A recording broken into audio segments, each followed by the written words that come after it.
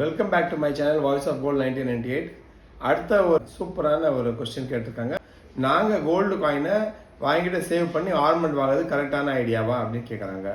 S, நீங்கள் அதை எப்படி வாங்கணும்னா, உதாரணத்துக்கு உங்களுக்கு ஒரு 5 பவுன் நகை வாங்கணும்னா உங்களால் 5 பவுன் ஒரேடியாக பணம் புரட்ட முடியலன்னா நீங்கள் மாதம் அரை பவுனை வாங்கி அதை 10 மாதம் கழிச்சு கொண்டு போய் நீங்கள் 5 பவுன் நகை வாங்குறதுக்கு காயின் வந்து கரெக்டான வழி.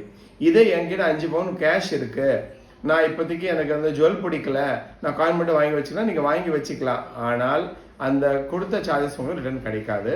கோல்டோட ரேட் பெனிஃபிட் உங்களுக்கு கண்டிப்பாக கிடைக்கும்.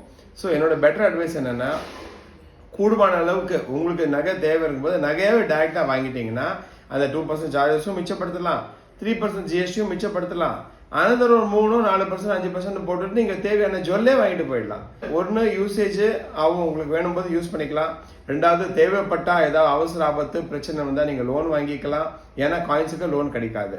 உங்களால் பல்காக வாங்க முடியும்னு சொன்னால் நீங்கள் தயவுசெய்து டேரெக்டாக ஜுவல்லரி வாங்கிக்கோங்க. இல்லை சார், நான் வந்து சிறுவாக சேமிப்பு பண்ணுறவங்களுக்கு கோல்டு காயின் வாங்குறது தான் கரெக்டான வழி, வேறு எந்த ஆப்ஷனும் கிடையாது. தேங்க்யூ ஃபார் வாட்சிங் திஸ் வீடியோ. பாய்.